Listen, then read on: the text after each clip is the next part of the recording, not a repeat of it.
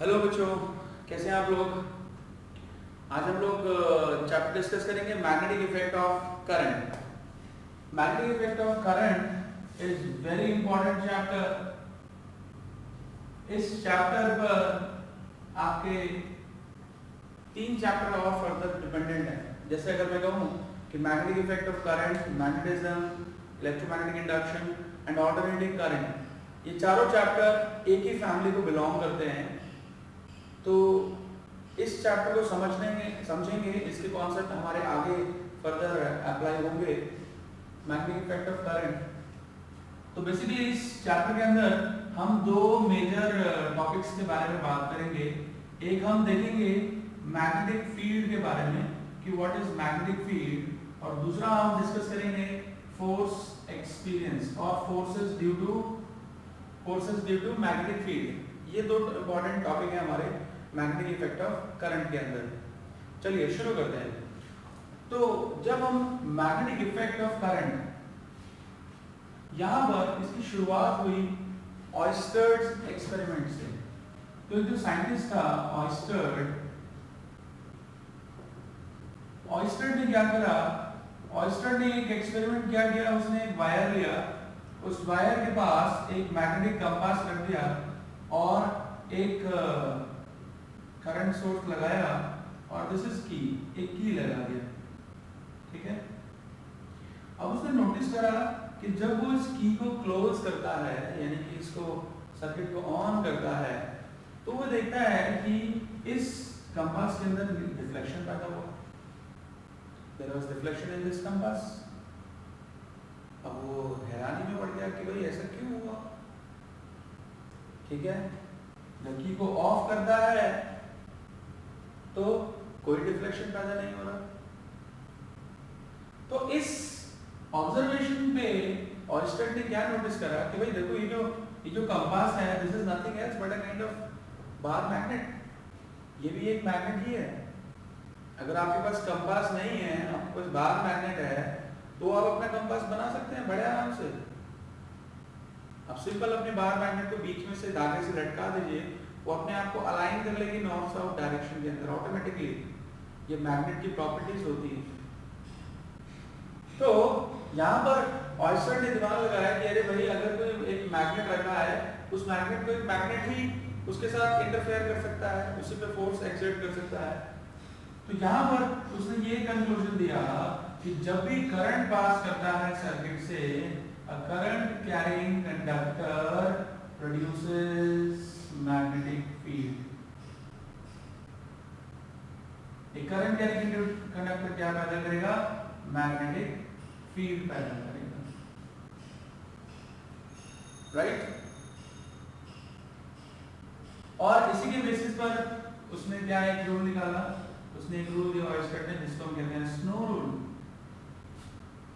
ये snow rule क्या बोलता है कि अगर हमारा करंट, मान लेते हैं ईस्ट वेस्ट नॉर्थ साउथ है, अगर हमारा करंट साउथ टू नॉर्थ जा रहा है तो डिफ्लेक्शन हमेशा टुवर्ड्स वेस्ट होगा, based upon this practical observation. ऑयस्टर ने अपना एक स्नो रूल दिया कि whenever the current is flowing from south to north, the deflection will be towards west, और अगर नॉर्थ टू साउथ है तो ईस्ट की तरफ रिफ्लेक्शन शो करेगा। वेरी गुड भाई, अच्छी बात है। इतने कॉन्सेप्ट के बाद हमें पता लग गया कि भाई करंट जब भी फ्लो करेगा सर्किट में, मैग्नेटिक फील्ड पैदा होगा। बस ये इतना ही बताया ऑयस्टर एक्सपेरिमेंट ने, केवल मैग्नेटिक फील्ड होता है। मगर वो मैग्नेटिक फील्ड की वैल्यू क्या होगी, उसका मैग्नीट्यूड कितना होगा, उसकी डायरेक्शन क्या होगी, इसके बारे में कोई इंफॉर्मेशन नहीं दिया ऑयस्टर ने। तो वो इंफॉर्मेशन बताया किसने? बायर्ड-शेवर्ट ने। तो ऑयस्टर ने जब खोज कर दी कि हाँ भाई मैग्नेटिक फील्ड होता है around a current carrying conductor, तो उसका पता लगाया, उसका मैग्नीट्यूड फाइंड आउट करा किसने? बायर्ड-शेवर्ट ने।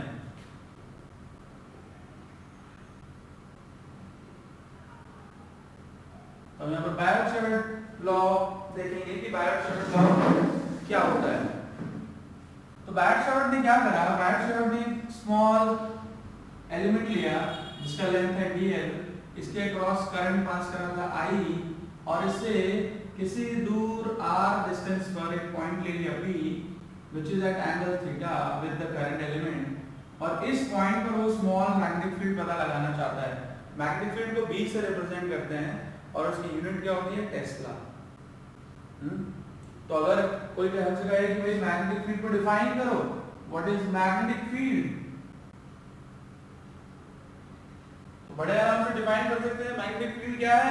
मैग्नेटिक फील्ड एक ऐसा स्पेस है जिसके अंदर अगर कोई भी चार्ज पार्टिकल या करंट कैरिंग कंडक्टर अगर आता है या कोई मैग्नेट आती है तो उसके ऊपर क्या लगेगा? एक मैग्नेटिक फोर्स लगेगा। उस स्पेस को हम कहेंगे मैग्नेटिक फील्ड। तो मैग्नेटिक फील्ड को रिप्रेजेंट किया जाता है B से और इसकी यूनिट होती है टेस्ला। क्लियर? dB माने स्मॉल मैग्नेटिक फील्ड। तो बायोट-सावर्ट ने कहा कि जो ये स्मॉल मैग्नेटिक फील्ड होगा वो डायरेक्टली प्रोपोर्शनल होगा करंट के, डायरेक्टली प्रोपोर्शनल होगा लेंथ के, डायरेक्टली प्रोपोर्शनल होगा साइन थीटा के और इनवर्सली प्रोपोर्शनल होगा r स्क्वायर के, square of the distance from the current element. तो अगर इन सभी को कंबाइन कर दें तो हमारा dB क्या बन जाता है? IDL sin theta by r square. तो dB comes out, proportionality constant हटा देंगे तो KIDL sin theta by r square. यहाँ पर जो k होता है इस k का फॉर्मूला है mu naught by 4 pi. This mu naught is called absolute permeability. इसको एब्सोल्यूट परमिएबिलिटी कहा जाता है और म्यू नॉट की वैल्यू होती है 4 पाई into 10 to the power minus 7 tesla metre पर ampere. That is the unit of mu naught. और अगर मैं k की वैल्यू देखूं तो k की वैल्यू होती है केवल 10 to the power minus 7 tesla metre पर ampere. This is the value of k। ये आपको ध्यान रखना है। कहीं भी मैग्नेटिक फील्ड की बात चलेगी तो मैग्नेटिक फील्ड के अंदर हम जो कांस्टेंट लेते हैं म्यू नॉट लेते हैं और इलेक्ट्रिक फील्ड में हमारा जो मीडियम का जो स्पेस का फैक्टर है that is epsilon not. Because medium पे भी डिपेंड करेगा ना कि आपने जो current carrying element free space में रखा है या फिर किसी मीडियम में रखा है। ओके, तो बायोट-सावर्ट लॉ को हम समझते हैं फिर से। बायोट-सावर्ट लॉ ने छोटे से करंट एलिमेंट का मैग्नेटिक फील्ड पता लगाया जिसके थ्रू करंट कितना जा रहा है? I। पॉइंट जो लिया हमने वो उससे r डिस्टेंस दूर है एट सम एंगल थीटा। तो जो स्मॉल मैग्नेटिक फील्ड है that is directly proportional to current, directly proportional to length of the current element, directly proportional to sin theta and inversely proportional to r square. जब इन्हीं को combine कर दिया तो it becomes KIDL sin theta by r square. ठीक है, ये याद रखेंगे। तो बायोट-सावर्ट लॉ ने हमें सिर्फ एक छोटे से करंट एलिमेंट का मैग्नेटिक फील्ड निकालना सिखाया। अब हम देखेंगे कि बायोट-सावर्ट लॉ का यूज करके हमने कैसे फर्दर मैग्नेटिक फील्ड पता लगाया। तो बायोट-सावर्ट लॉ की एप्लीकेशन अगर हम देखें तो हमारे पास दो एप्लीकेशन है बायोट-सावर्ट लॉ की, which is magnetic field due to a straight conductor and magnetic field due to a circular conductor। ठीक है, सबसे पहला हमारे पास पॉइंट आता है, पहला एप्लीकेशन है एप्लीकेशन ऑफ बायोट-सावर्ट लॉ। आपके नए सिलेबस के अकॉर्डिंगली हमारे इनकी डेरिवेशन हटा दी गई है तो हम इनकी डेरिवेशन नहीं डिस्कस करेंगे। पहला है magnetic field due to a straight conductor. ठीक है, magnetic field due to a straight conductor. जब भी मैं एक स्ट्रेट कंडक्टर लेता हूँ, मान लेते हैं हमारा इसमें करंट I जा रहा है, इससे हमने कुछ r डिस्टेंस दूरी पर एक पॉइंट लिया हुआ है which is at perpendicular distance।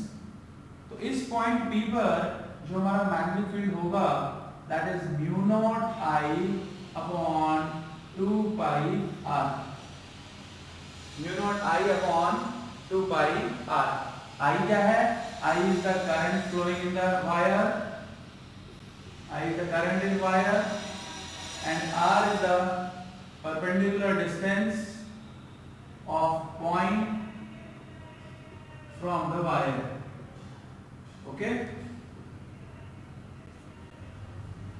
यहां पर एक बात ध्यान देने वाली बात है कि जब हम एक स्ट्रेट कंडक्टर लेते हैं तो उसके सराउंडिंग में जो मैग्नेटिक फील्ड होगा that will be in the form of circular field lines. वो किस तरह से होता है? सर्कुलर फील्ड की तरह होता है। तो अगर हमें इसको रिप्रेजेंट करना है या हमें डायरेक्शन पता लगानी है कि what is the direction of magnetic field, तो याद रखो जो डायरेक्शन ऑफ मैग्नेटिक फील्ड है इस पूरे चैप्टर के अंदर ये बहुत इंपॉर्टेंट टॉपिक है, डायरेक्शन पता लगाना मैग्नेटिक फील्ड की, क्योंकि उसी के अकॉर्डिंगली हम फोर्स निकाल पाएंगे। तो direction of magnetic field is given by right hand thumb rule. जो हमारा राइट हैंड थंब रूल है वो हमको डायरेक्शन देता है, राइट हैंड थंब रूल। तो राइट हैंड थंब रूल क्या है इसको समझते हैं। राइट हैंड थंब रूल बोलता है कि अगर हम अपने राइट हैंड में एक स्ट्रेट कंडक्टर इस तरीके से पकड़ें कि जो थंब है, थंब हमारा पॉइंट कर रहा है किसकी डायरेक्शन में? डायरेक्शन ऑफ करंट में। तो जो हमारा कर्वेचर ऑफ फिंगर है, यानी कि जिस तरफ हमारी फिंगर्स मुड़ रही है, देखो आपकी स्क्रीन पे आप देखोगे कि फिंगर्स जिस तरफ फिंगर्स मुड़ रही हैं वो डायरेक्शन ऑफ हमारी मैग्नेटिक फील्ड लाइंस की होगी। तो अगर मान लेते हैं यहाँ पर मैं इसको इस ओरिएंटेशन में देखूं, ऐसे रखा है मैंने, तो इस ओरिएंटेशन में क्या होगा कि करंट ऊपर जा रहा है और मेरा कर्वेचर ऑफ फिंगर किस तरफ मुड़ रहा है? यहाँ से बाहर की तरफ और इधर अंदर की तरफ। ठीक है, तो ऐसे केसेस को रिप्रेजेंट करने के लिए, यानी कि यहाँ से फील्ड क्या हो रहा है? बाहर निकल रहा है, तो बाहर आते हुए फील्ड को हम डॉट से रिप्रेजेंट करते हैं, और field which is going inside the paper is represented by a cross. So dot represents a field coming out and perpendicular to the surface,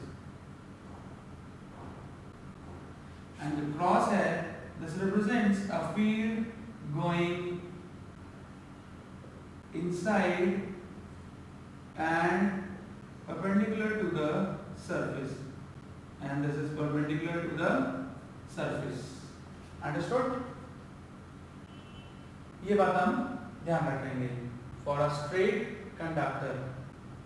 Next हमारे पास application है, that is due to a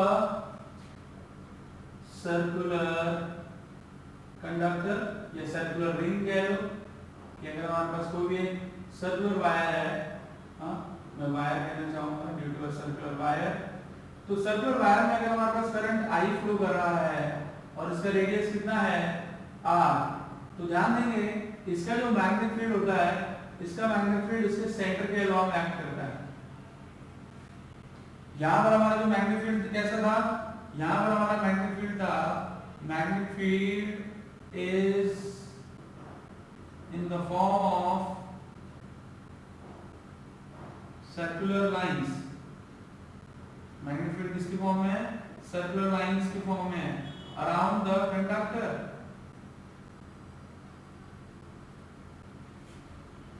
और यहाँ पर हमारा जो magnetic field है circular wire का, ये ध्यान रखो एट द सेंटर काम करता है।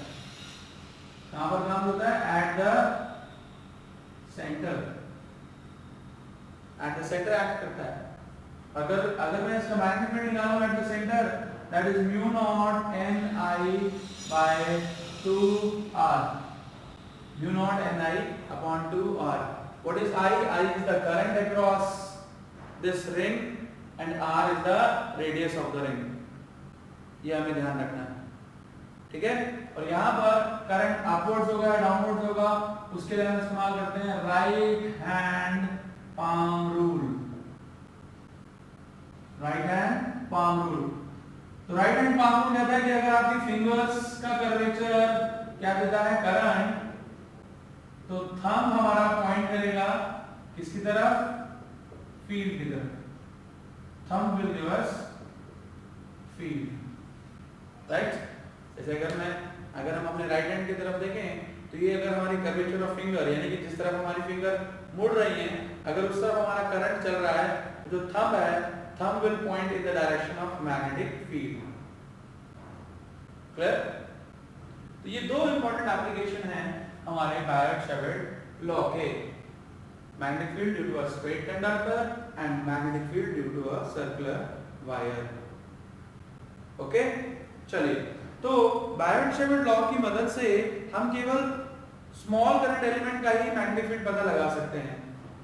अगर हम हमारे पास कैसा भी कॉन्फ़िगरेशन आ जाए, कोई भी कॉन्फ़िगरेशन आ जाए, जरूरी नहीं है ना हमारी लाइफ में सिर्फ स्ट्रेट वायर और सर्कुलर वायर ही होगी, there can be any kind of configuration possible. तो अब उस कॉन्फ़िगरेशन का हम फील्ड कैसे निकालेंगे वो अब जानते हैं आगे। तो नेक्स्ट जो हम लॉ डिस्कस करेंगे that is amperes circuital law.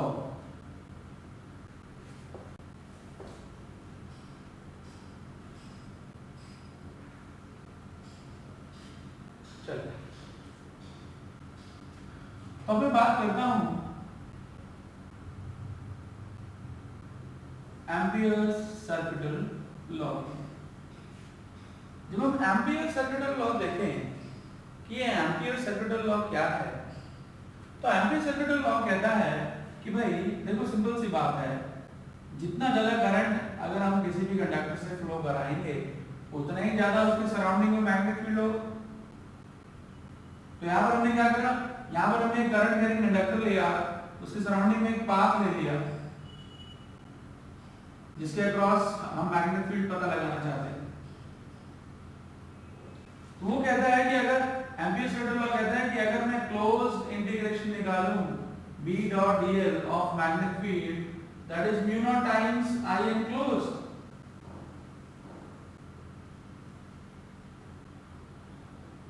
अगर इसको हम आम आदमी की भाषा में समझें, सिंपल सी बात है, आपके पास एक मान लीजिए आप रास्ते में जा रहे हैं, आपको एक बैग पड़ा हुआ मिला, उस बैग की कीमत थोड़ी होती है, मेन कीमत है उस बैग के अंदर क्या है। अगर उस बैग के अंदर पत्थर भरे हुए हैं तो आपके लिए उस बैग की कीमत कुछ भी नहीं है। अगर उस बैग के अंदर हीरे जेवरात हैं, हीरे हैं, पैसे हैं, तो उस बैग की वर्थ बहुत ज्यादा है। तो जब हम किसी भी पाथ की सराउंडिंग में बात करेंगे कि इस पाथ के अक्रॉस मैग्नेटिक फील्ड कितना होगा, तो वो किस पे डिपेंड करेगा कि भाई उसके उस पाथ ने कितना करंट एनक्लोज किया हुआ है।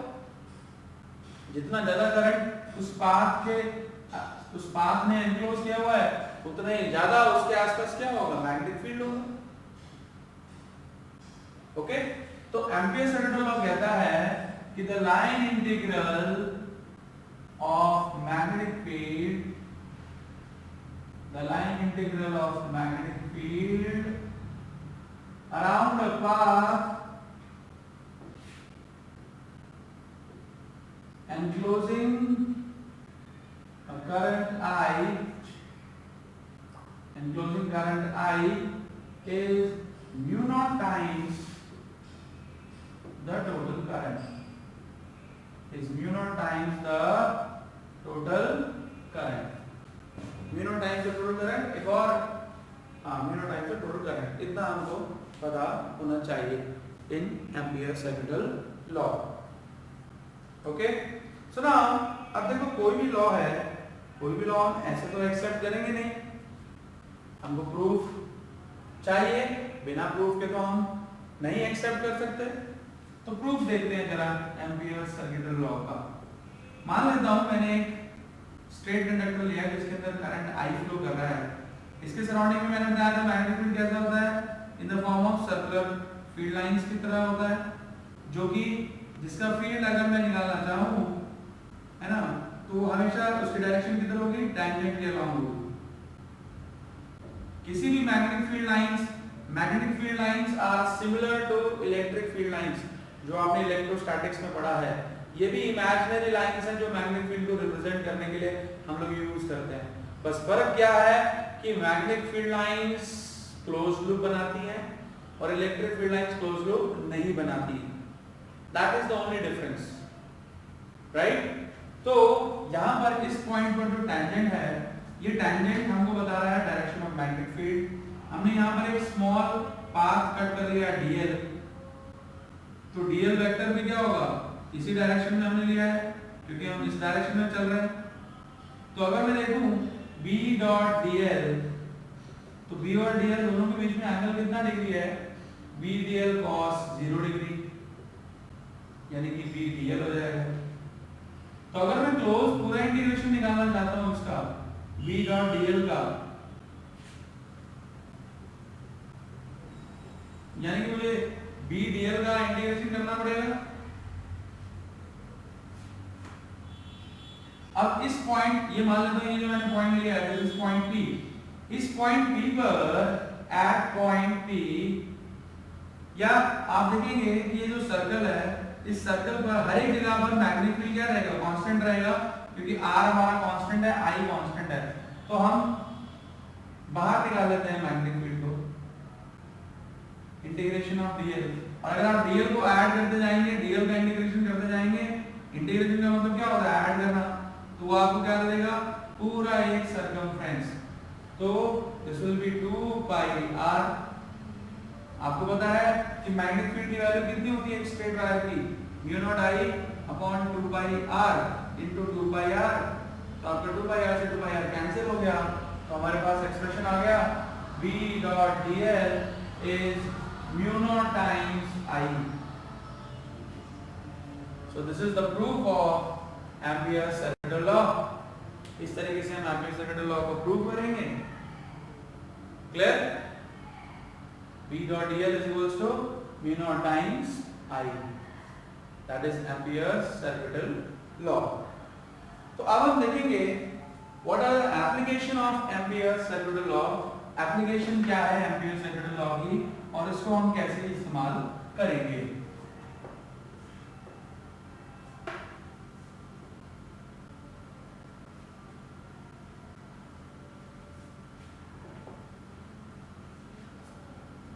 देखिए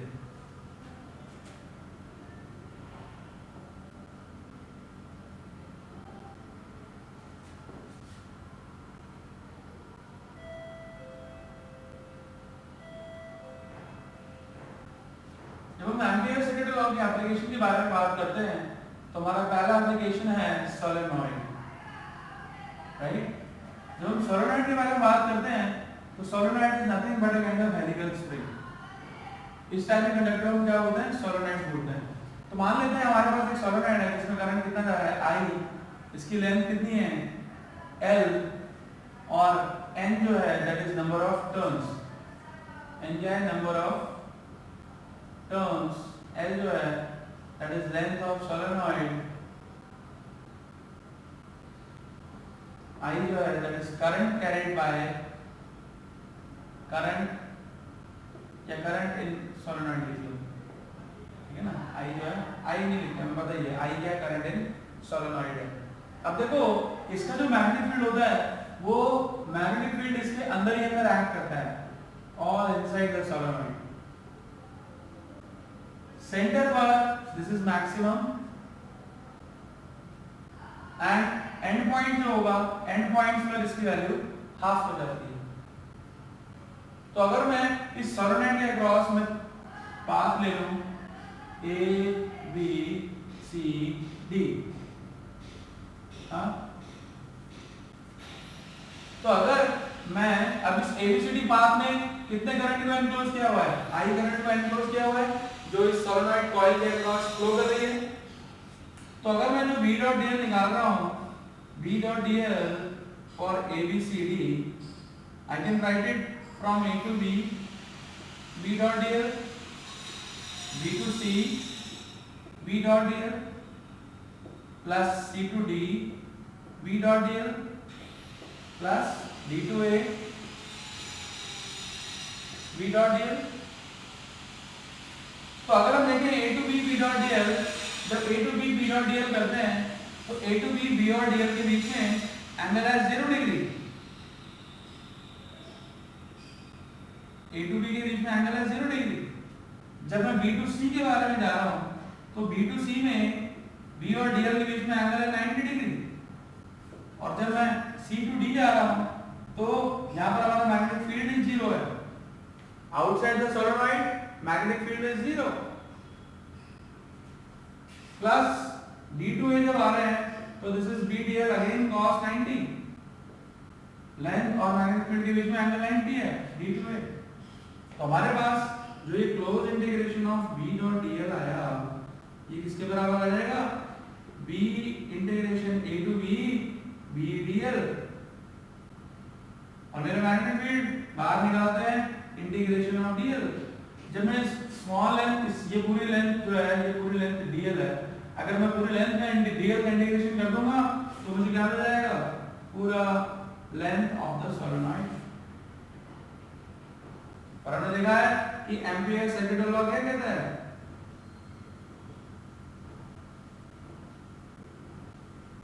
according to Ampere circuit law कि close integration of b dot dl is equals to mu naught times I। तो ये मेरी एक्सप्रेशन 1 है, this is expression 2।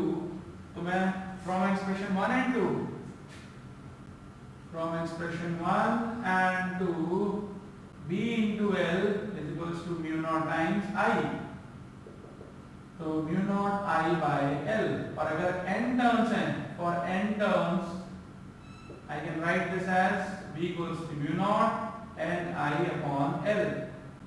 n by L को मैंने small n मान लिया, which is number of terms per unit length। This is number of terms per unit length। तो हमारे पास b नॉट आ गया, mu naught n I। This is the expression for magnetic field due to a solenoid, ध्यान रखेंगे। Alright, यहाँ पर जो हमारा n है, n is number of terms per unit length। तो ध्यान देना कि ये जो मैग्नेटिक फील्ड है ये कहाँ पर होता है, at the center। This is at the center। जब हम end points की बात करेंगे, at the end points, तो end points पर जो मैग्नेटिक फील्ड होगा that is half of the central value v naught by 2।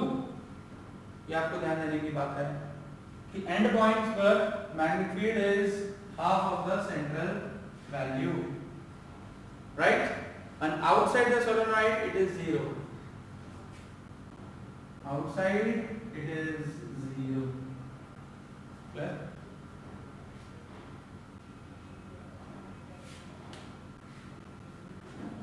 अगर आपको कोई भी डाउट है तो आप कमेंट्स में लिख सकते हैं and then we can interact. Okay, चलिए।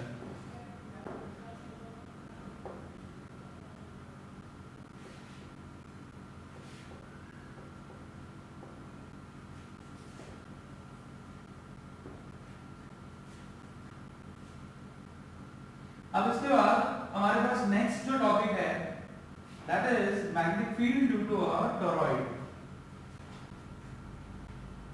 Magnetic field due to a toroid। अब एक टॉरॉइड के बारे में बात करेंगे। जब एक टॉरॉइड है, this toroid is nothing else but a kind of circular solenoid। एक solenoid को हमने circular form में bend कर दिया है, that is toroid of radius r। तो ध्यान देने की बात है कि यहां पर भी जो हमारा मैग्नेटिक फील्ड होगा that is mu not n I, and this is same at all the points. यहां पर कोई एंड और स्टार्टिंग तो है नहीं, तो it is same at all the points. बस आपको ध्यान देना है कि यहां पर जो स्मॉल एन है this is number of turns per unit length, and length है यहां पर किसके बराबर, 2 pi r के बराबर। Okay, this is magnetic field due to a toroid. अब देखो, अब हमारे को ध्यान देना है, अभी तक हम लोगों ने देखा कि अगर कहीं भी हमें अगर स्मॉल करंट कैरिंग एलिमेंट है तो स्मॉल करंट कैरिंग एलिमेंट के लिए हम बायरक्शेव लॉ का इस्तेमाल करेंगे। अगर हमें स्ट्रेट वायर दे दिया जाए, सर्कुलर वायर दे दिया जाए, उसका हमें फील्ड पता है। अगर कोई भी इर्रेगुलर कॉन्फ़िगरेशन आता है तो इर्रेगुलर कॉन्फ़िगरेशन के लिए we will use Ampere circuital law. Just like हमने जैसे गॉस थ्योरम में पढ़ा था कि जो हम फ्लक्स निकालते थे that was equal to epsilon naught q by epsilon naught. Same way Ampere circuital law आपको अप्लाई करना है। आपको बस ये देखना है कि उसके अंदर कितना करंट एनक्लोज्ड है in the path which you are considering, right? चलिए, तो अब हम लोग जो सेकंड पार्ट है हमारे मैग्नेटिक फील्ड का, उसके बारे में हम डिस्कस करेंगे. That is called forces acting due to magnetic field. एक मैग्नेटिक फील्ड के कारण जो फोर्स लग रही है किसी भी चार्ज या कंडक्टर के ऊपर, उसको हम डिस्कस करेंगे. That we will discuss in our part 2 video. Thank you.